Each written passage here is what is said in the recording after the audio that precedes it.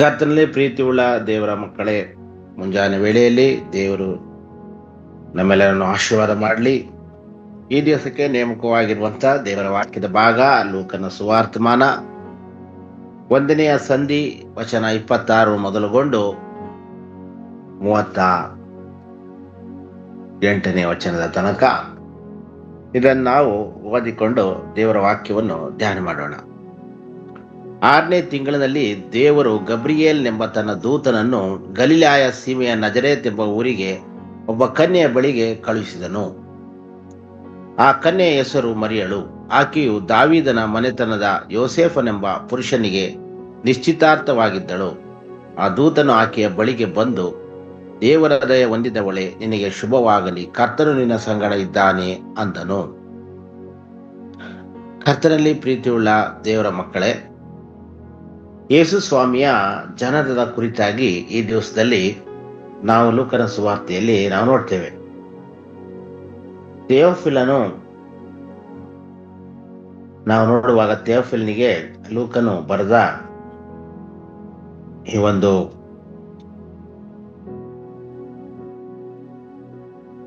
ಸುವಾರ್ತೆಯು ಬಹಳ ಚಲೋ ಒಂದು ಕತೆ ಅಥವಾ ಒಂದು ಉತ್ತಮವಾಗಿ ಇರುವಂತಹ ರೀತಿಯಲ್ಲಿ ಚಿತ್ರಣವನ್ನ, ಎಲ್ಲ ರೀತಿಯ ಚಿತ್ರಣವನ್ನ ಈ ಒಂದು ಲೂಕನ್ ಸುವಾರ್ತೆಯಲ್ಲಿ ನಾವು ಕಾಣ್ತೇವೆ. ಆ ರೀತಿಯಲ್ಲಿ ದೇವದೂತನು ಯೇಸುವಿಗೆ ಜನನವನ್ನ ಈಗ ಮುಂತಿಳಿಸುವಂತದ್ದನ್ನು ನಾವಿಲ್ಲಿ ಕಾಣ್ತಾ ಇದ್ದೇವೆ.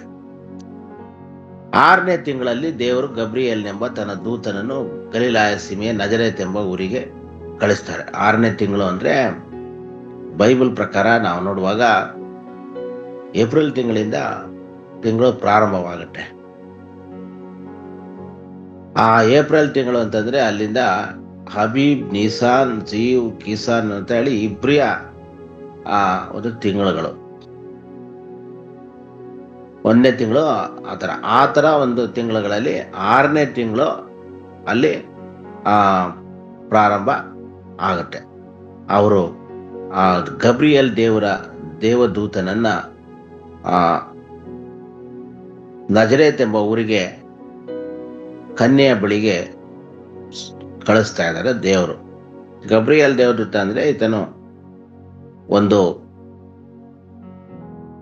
ತಮ್ಮ ದೇವರಿಗೆ ಒಬ್ಬ ವಿಶೇಷವಾದಂತ ಒಬ್ಬ ದೂತರಾಗಿದ್ದಾರೆ. ಆಕೆಯು ದಾವೀದನ ಮನೆತನದ ಯೋಸೇಫನೆಂಬ ಒಬ್ಬರಿಗೆ ನಿಶ್ಚಿತಾರ್ಥವಾಗಿರುವಂತ ಒಂದು ಸಂಗತಿಯನ್ನು ನಾವು ಕಾಣ್ತೇವೆ.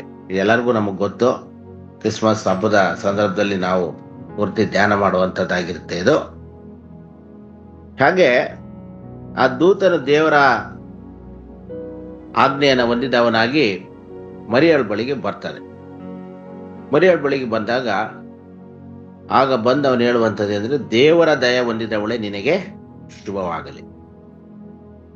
ದೇವರ ದಯೆ ಹೊಂದಿದವಳೆ, ನಿನಗೆ ಶುಭವಾಗಲಿ, ಕರ್ತನು ನಿನ್ನ ಸಂಗಡ ಇದ್ದಾನೆ ಅಂದನು. ಆಕೆಯು ಆ ಮಾತಿಗೆ ತತ್ತರಿಸಿ ಇದೆಂತ ಆಶೀರ್ವಾದ ಎಂದು ಯೋಚನೆ ಮಾಡುತ್ತಿರಲಾಗಿ ಆ ದೂತನು ಮತ್ತೊಂದು ವಿಷಯನ ಅವ್ರಿಗೆ ಹೇಳ್ತಾರೆ. ಇದು ಸಾಮಾನ್ಯವಾದಂಥದ್ದಲ್ಲ, ದೇವರ ದಯೆ ಹೊಂದುವಂಥದ್ದು. ಕಳೆದ ದಿನಗಳಲ್ಲಿ ನಾವು ಕೊಪ್ಪಳದಲ್ಲಿ ವಿಷಯಗಳನ್ನ ಧ್ಯಾನ ಮಾಡ್ತಾ ಇದ್ವಿ. ದೇವರ ದಯ ಹೊಂದುವಂಥದ್ದು ಅಂದ್ರೆ ಏನು ಅಂತಕ್ಕಂಥದ್ದಾಗಿ. ದೇವರ ದಯ ಯಾರಿಗೆ ದೊರಕಿತೋ ಅವನೇ ಧನ್ಯನು ಅಂತ ನಾವು ಒಂದು ಹಾಡಿದೆ, ಅದನ್ನ ನಾವು ನೋಡ್ತೀವಿ. ಇದು ನಾವು ನೋಡ್ತೀವಿ 32ನೇ ಕೀರ್ತನೆಯಲ್ಲಿ ಕೂಡ, ಯಾವನ ಪಾಪ ಪರಿಹಾರವಾಗಿದೆಯೋ, ಯಾವನ ಇದು ದ್ರೋಹ ಹೋಗಿದೆ, ಅವನು ಧನ್ಯನು ಅಂತ ನಾವು ನೋಡ್ತೀವಿ. ಅದೇ ತರನೇ ನಾವು 128ನೇ ಕೀರ್ತನೆ ಕೊಡುವಾಗ, ಇಗೋ ಯೆಹೋವನ ಆಶೀರ್ವಾದ ಹೊಂದಿದವನು ಈ ರೀತಿಯಾಗಿ ಆಶೀರ್ವಾದ ಹೊಂದುವನು ಅಂತ ಅಲ್ಲಿ ನೋಡ್ತೀವಿ. ಅದರಿಂದ ದೇವರ ದಯೆ ಅನ್ನೋದು ಬಹಳ ಒಂದು ಮನುಷ್ಯನಿಗೆ ಬೇಕಾದದ್ದು. ಅದಿದ್ಬಿಟ್ರೆ ಸಾಕು. ಎಷ್ಟೋ ಸಾರಿ ಆತನ ದಯೆ ನಮ್ಗಿರಲ್ಲ. ಸೈತಾನ ನಮ್ಮ ಸುತ್ತಾಡ್ಕೊಂಡು ನಮ್ಮ ಜೀವನ ಅಲ್ಲೋ ಕಲ್ಲೋಲಾಗಿ ಮಾಡ್ಬಿಡ್ತಾನೆ. ಕಾರಣ ನಾವು ಪ್ರಾರ್ಥನೆ ಮಾಡೋದಿಲ್ಲ, ಪ್ರೇಯರ್ಗಳನ್ನ ನಾವು ಮಾಡದಿರೋದ್ರಿಂದ. ಆದ್ರೆ ಮರಿಯಳು ಯಾವಾಗೂ ಪ್ರೇಯರ್ ಮಾಡ್ತಾ ಇದ್ಲು ಅಂತ ನಾವು ಕಾಣ್ತೀವಿ. ಆಗಿನ ಕಾಲದಲ್ಲಿ ಮರಿಯಳು ಮಾತ್ರವಲ್ಲದೆ ಅನೇಕ ಸ್ತ್ರೀಯರ ಗುಂಪುಗಳು ಏನ್ ಮಾಡ್ತಿದ್ರು ಅಂದ್ರೆ, ಅವರು ಕೆಲವು ಪುಸ್ತಕಗಳನ್ನ ಓದ್ತಾ ಇದ್ರು ಮತ್ತು ದೊಡ್ಡ ದೊಡ್ಡ ಗೌನ್ ತರ, ಈಗ ಇಸ್ರಾಯೇಲ್ ಹಾಕೊಳ್ತಾರಲ್ಲ ಡ್ರೆಸ್, ಆ ತರ ಹಾಕೊಂಡು ಅದ್ರಲ್ಲಿ ಜೋಬಲ್ಲ ಇಟ್ಕೊಂಡು ಅದ್ರೊಳಗೆ ಸಣ್ಣ ಸಣ್ಣ ಪ್ರತಿಗಳನ್ನ ಇಟ್ಕೊಂಡು, ಚರ್ಮದ ಕಾಗದನೋ ಅಥವಾ ಬೇರೆ ಯಾವುದೋ ಒಂದು ಪೆಪರೈಸ್ ಅಂತಕ್ಕಂಥ ಒಂದು ಪೇಪರು ಈ ತರ ಇಟ್ಕೊಂಡು ಅವರು ಅವಾಗವಾಗ ದೇವ್ರ ವಾಕ್ಯನ ಓದ್ಕೊಂಡು ದೇವ್ರ ವಾಕ್ಯವನ್ನ ತಿಳ್ಕೊಂಡು ಪ್ರಾರ್ಥನೆ ಮಾಡ್ತಾ ಇದ್ರಂತೆ. ಎಷ್ಟೋ ಸ್ತ್ರೀಯರಂತೆ, ಜಾಸ್ತಿ ಸ್ತ್ರೀಯರು.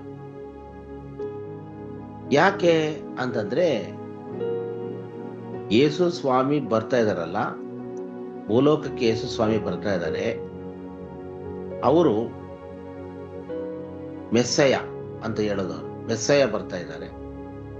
ಆ ಮೆಸ್ಸಯ್ಯ ಕನ್ಯೆಯ ಗರ್ಭದಲ್ಲಿಯೇ ಬರ್ತಾ ಇದ್ದಾರೆ.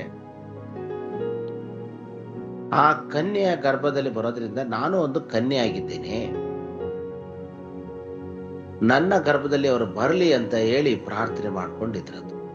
ಏಕೆಂದ್ರೆ ಆ ಮೆಸ್ಸಯ್ಯ ಅಂತಿಂತ ಮೆಸ್ಸಯ್ಯ ಅಲ್ಲ, ಆತ ಲೋಕರಕ್ಷಕ. ದಾವಿದನ ಸಂತಾನದಲ್ಲಿ, ದಾವಿದನ ಕುಮಾರದಲ್ಲೇ ಬರ್ತಾರೆ. ಈಗೆಲ್ಲ ಹಳೆ ಒಡಂಬಡಿಕೆಯಲ್ಲಿ ಯೆಶಾಯ ಪ್ರವಾದನೆ ಗ್ರಂಥ, ಇನ್ನು ಬೇರೆ ಬೇರೆ ಗ್ರಂಥಗಳಲ್ಲಿ ಅವ್ರ ಅಭ್ಯಾಸ ಮಾಡ್ತಾ ಇದ್ರು ಸ್ತ್ರೀಯರುಗಳು. ಆ ಸ್ತ್ರೀಯರಂದ್ರೆ ಈ ಕನ್ಯೆಯರು, ಮುಖ್ಯವಾಗಿ ಯವನಸ್ಥೆಯರು.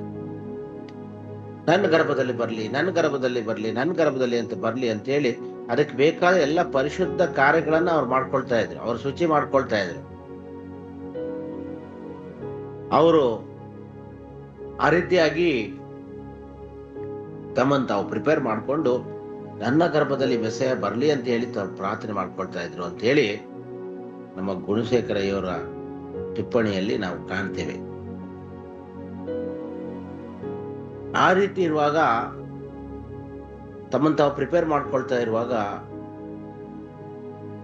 ಅದು ಮರಿಯಳ ಒಂದು ಹೊಟ್ಟೆಯಲ್ಲಿ, ಮರಿಯಳ ಒಂದು ದೇವರ ಒಂದು ದರ್ಶನ ಅಲ್ಲಿ ಕಾಣ್ತದೆ. ಮರಿಯಳ ಹೊಟ್ಟೆಯಲ್ಲಿ ಯೇಸು ಸ್ವಾಮಿ ಹುಟ್ಟುವ ಹಾಗೆ ಬಂದು ಅದಕ್ಕೆ ಹೇಳ್ತಾಳೆ ಇಷ್ಟೆಲ್ಲಾ.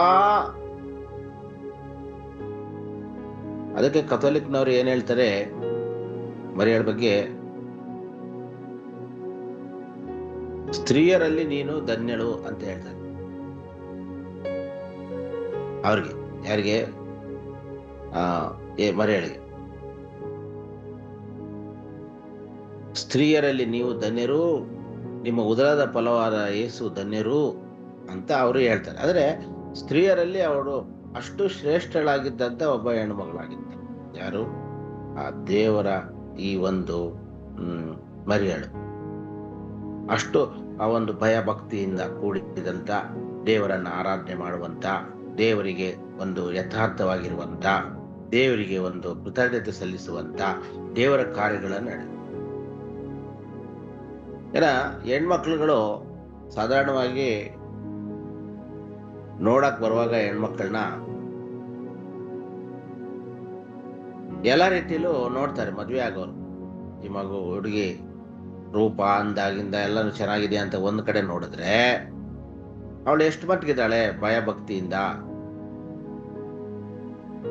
ದೇವರ ಒಂದು ಆಶೀರ್ವಾದ ಇದೆಯಾ ಅವಳಿಗೆ, ಅವಳು ಕೆಟ್ಟ ಕೆಲಸ ಮಾಡ್ತಾಳ, ವ್ಯಭಿಚಾರ ಮಾಡ್ತಾಳ, ಇಲ್ಲ ಕೆಟ್ಟ ಮಾತು ಮಾತಾಡ್ತಾಳ, ಇಲ್ಲಾಂದ್ರೆ ಬೇರೆ ಪುರುಷನ ಜೊತೆಗೆ ಆಕಿಗೆ ಏನಾರು ಸಂಬಂಧ ಇದೆಯಾ, ಎಲ್ಲಾನು ಚೆಕ್ ಮಾಡಿ ಮದುವೆ ಮಾಡ್ಕೊಳ್ತಾರೆ ಒಳ್ಳೆ ಮಂತಂದವ್ರು.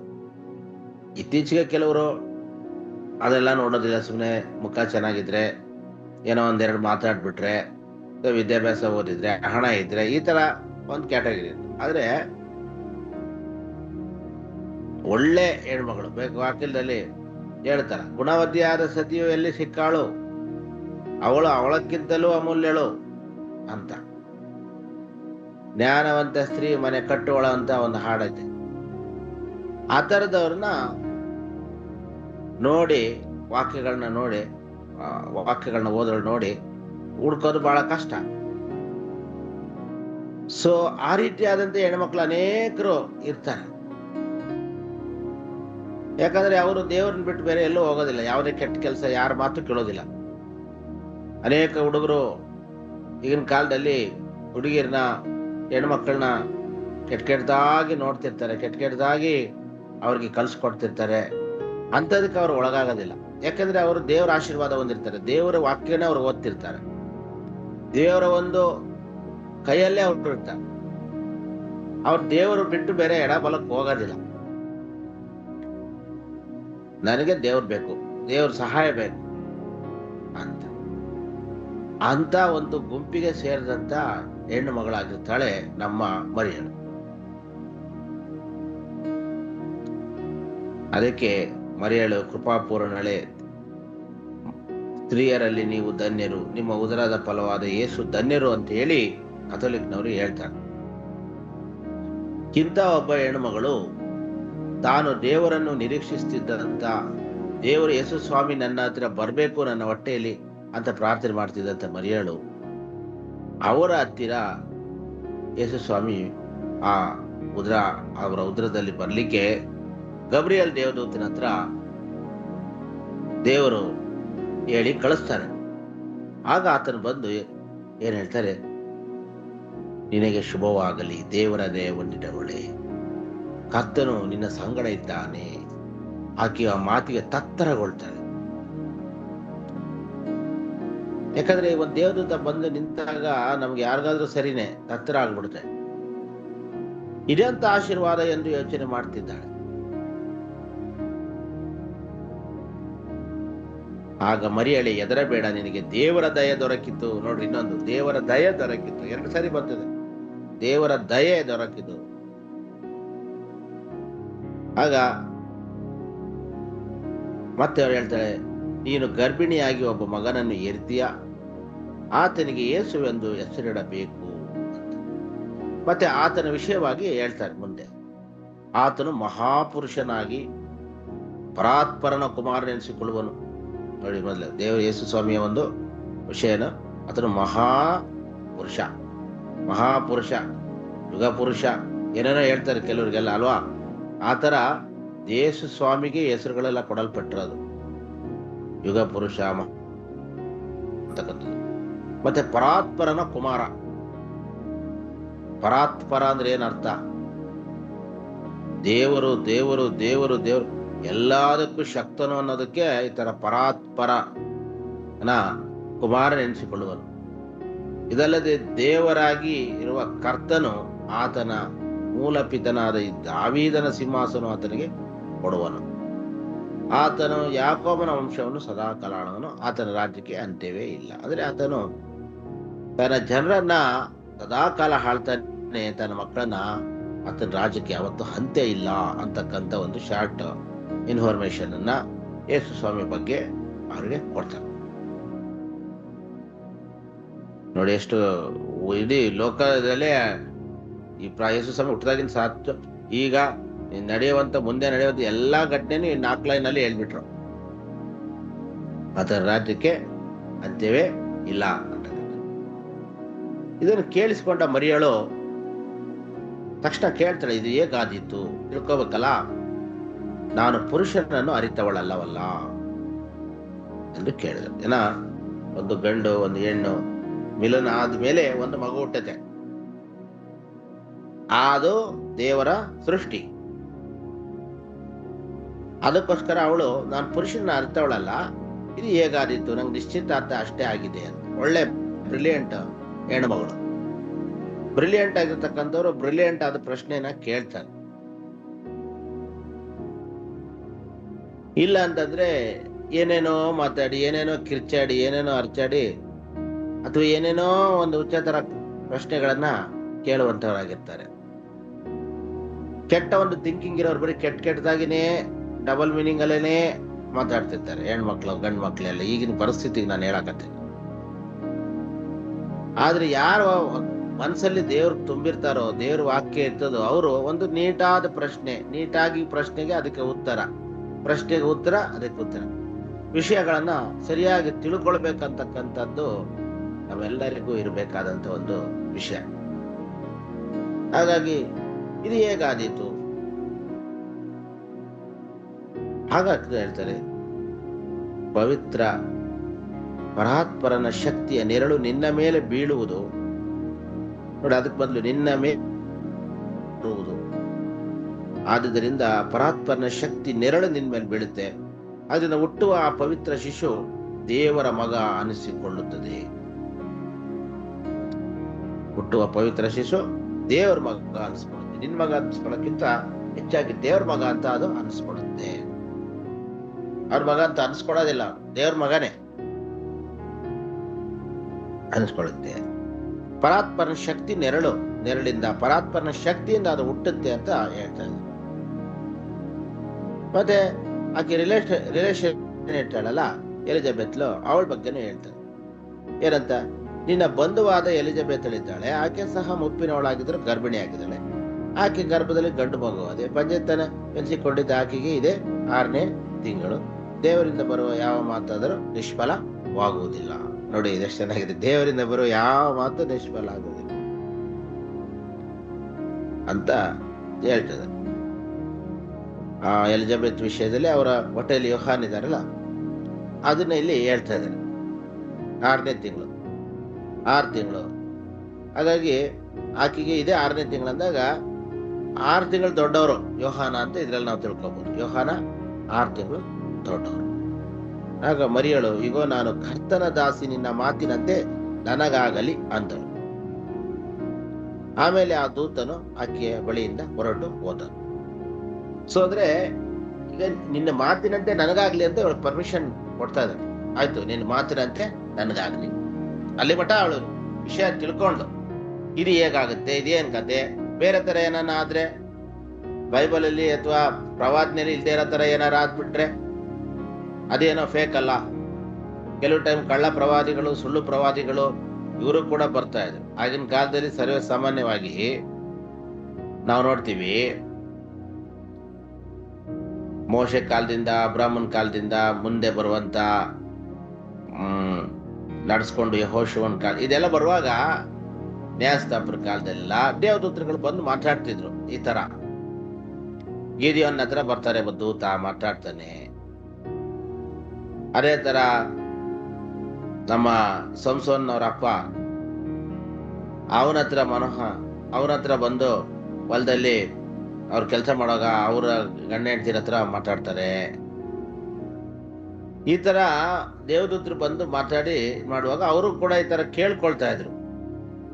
ಯಾಕಂದ್ರೆ ಅವರು ಬೈಬಲ್ನ ಓದಿದ್ರು. ಬೈಬಲ್ ಅಂದ್ರೆ ಆಗಿನ ಕಾಲದಲ್ಲಿ ಇದ್ದಂತ ಆ ಒಂದು ತೋರಾ ಗ್ರಂಥ, ಧರ್ಮಶಾಸ್ತ್ರವನ್ನ ಅವರು ಓದ್ತಾ ಇದ್ರು.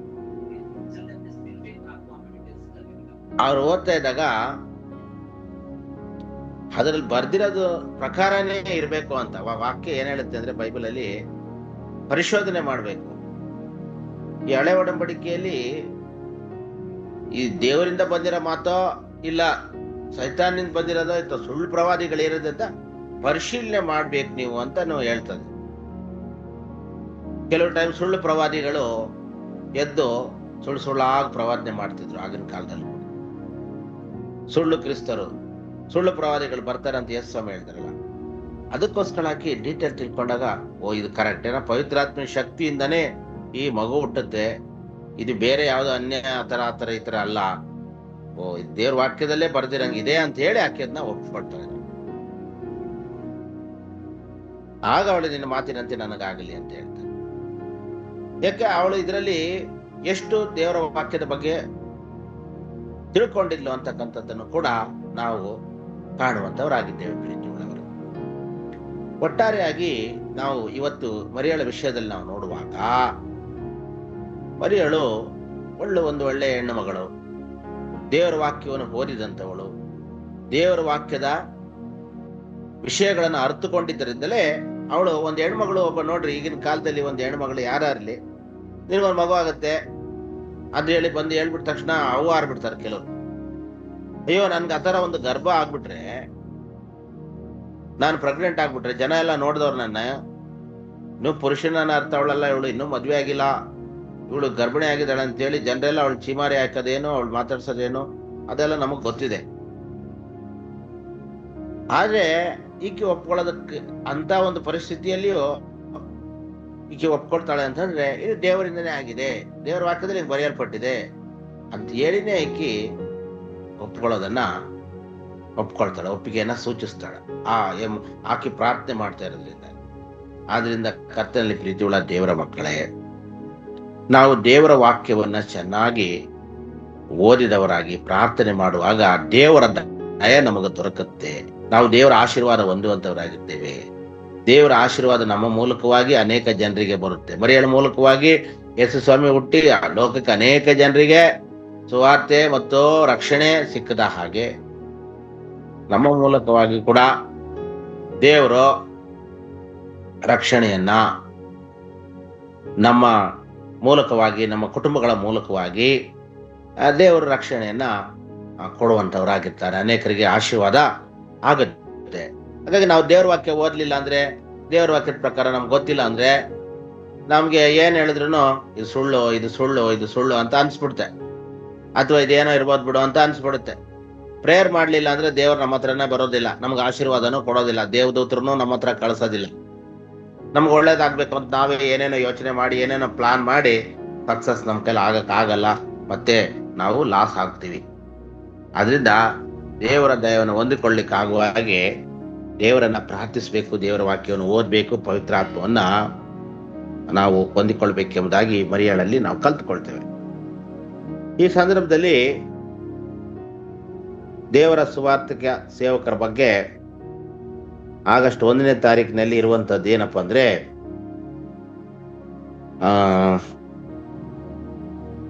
ಆಗಸ್ಟ್ 1ನೇ ತಾರೀಕು ಇವತ್ತು. ಈ 1ನೇ ತಾರೀಕಿನಲ್ಲಿ ಏನಿದೆ ಅಂತಂದ್ರೆ,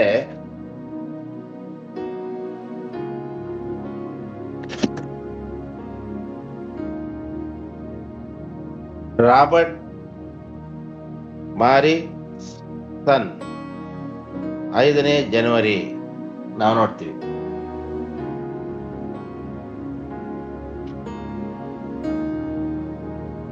ಒಂದನೇ ಆಗಸ್ಟ್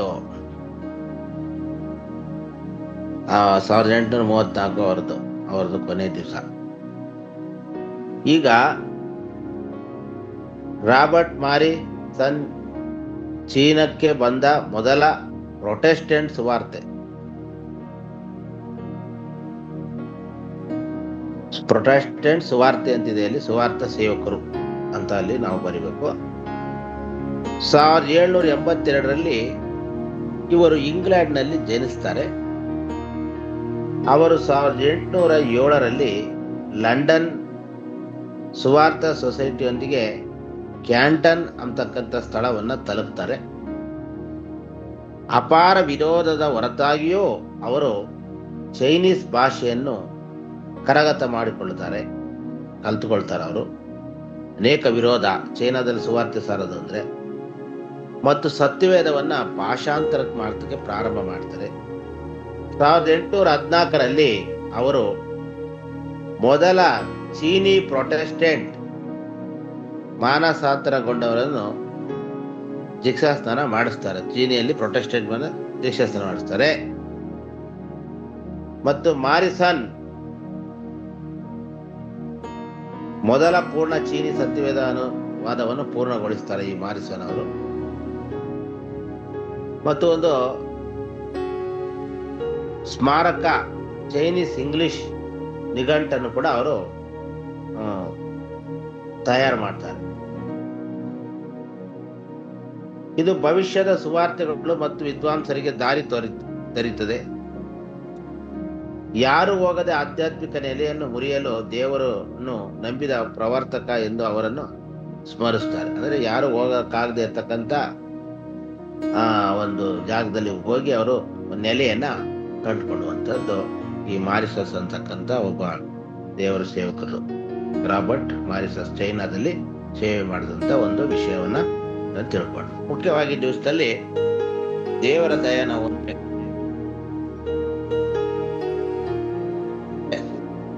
ಆದ್ರಿಂದ ನಾವು ದೇವರ ಒಂದು ದಯವನ್ನು ಬೇಕಾದ್ರೆ ಮರಿ ಹೇಳ್ತಾರ, ದೇವರ ವಾಕ್ಯ ಓದೋಣ, ಪ್ರಾರ್ಥನೆ ಮಾಡೋಣ, ಮತ್ತೆ ಮಾರಿಸಸ್ ತರ ಸೇವೆ ಮಾಡೋಣ. ದೇವರ ವಾಕ್ಯಗಳ ಮೂಲಕ ನಿಮ್ಮನ್ನು ನಿಮ್ಮ ಕುಟುಂಬವನ್ನು ಆಶೀರ್ವದಿಸಲಿ. ಪ್ರಾರ್ಥಿಸೋಣ. ಸರ್ವಶಕ್ತನಾಗಿರುವ ತಂದೆಯಾದ ದೇವರೇ, ನಿನ್ನ ನಾಮಕ್ಕೆ ಸ್ತೋತ್ರ ಉಂಟಾಗಲಿ.